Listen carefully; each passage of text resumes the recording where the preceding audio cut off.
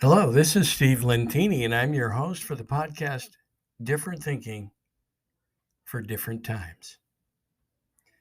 Here's a quote from Ernest Holmes. It is often said that ignorance is the only sin and enlightenment the only salvation. And in such degree as we cooperate with and entertain good in our thought and actions, the entire nature of the universe is for us and nothing is against us.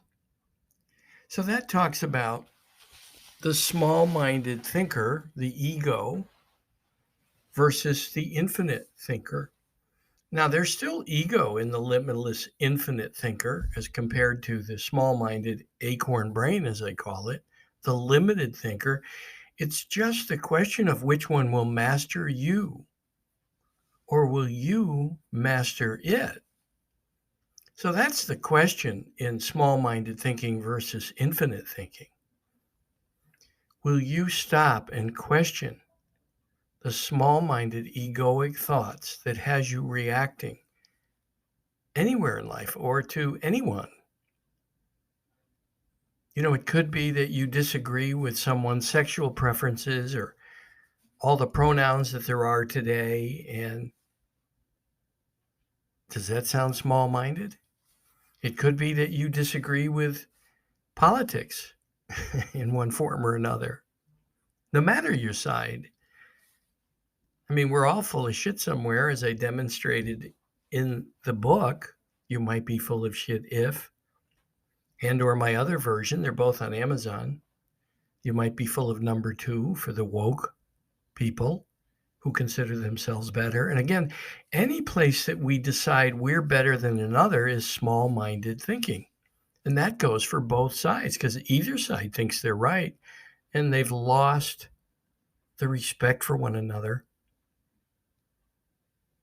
not even considering for a second they won't change anyone's mind unless they have a rational dialogue, which is limitless. It's a limitless, infinite thinker's idea. That's the master of the ego. When one can pause and breathe and not become a reaction, not listen to the automatic thought that often leads to an automatic reaction, and mostly they're not healthy, as I've spoken about here before. So the purpose of this podcast is to help people get over themselves and relax, enjoy life. As Baruch Spinoza wrote in The God of Spinoza.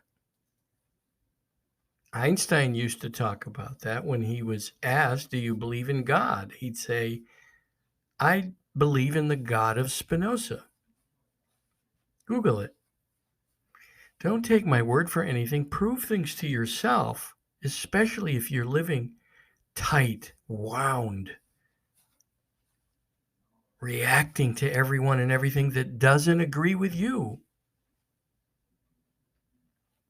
After all, you're probably full of shit, just like I am somewhere. We have to have a sense of humor about ourselves. We have to get over ourselves. So I wrote those 2 books, and they're selling wonderfully on Amazon.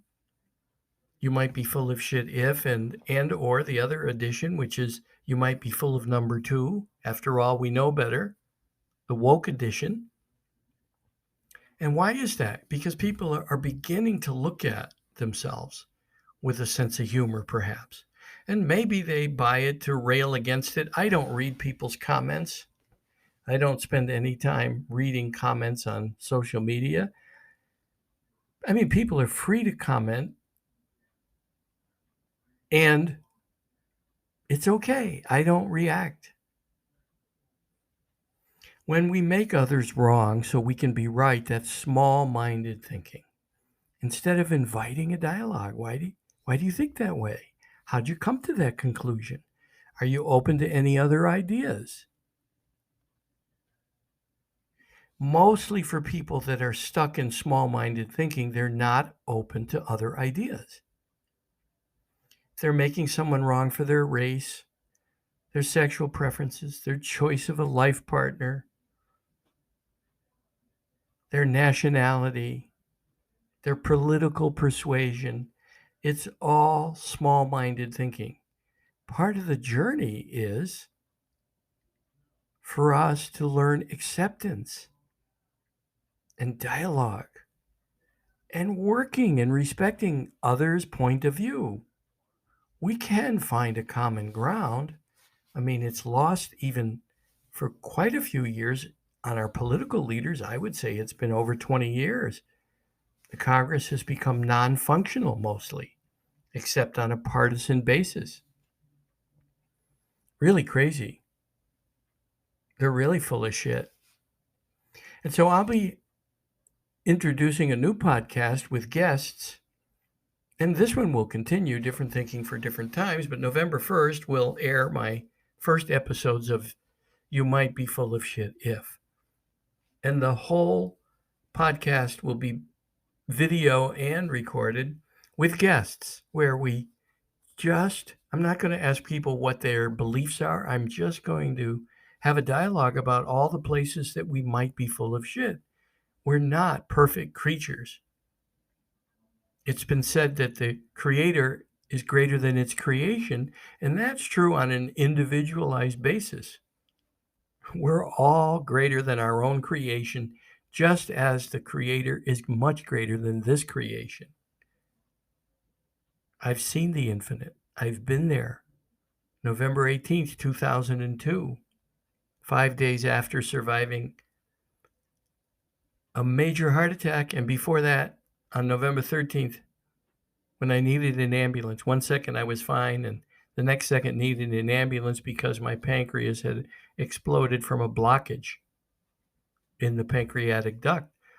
So in 5 days, I survived 2 major incidents. And on the 5th day is when I flatlined. 1 second in intensive care with 2 friends, and the next second, one with everything and nothing. Fascinating. And nothing from here. Nothing of the way I thought in my body. None of the small-minded thoughts. Nothing from here is there in what's next, which is so fascinating because we're small-minded enough to want people to pay for their mistakes here in a cause and effect world. We put out negative, we get negative back. But it's the human, small-minded, egoic brain, the hubris in us that wants them to burn in hell forever. I have news for you. It's not going to happen.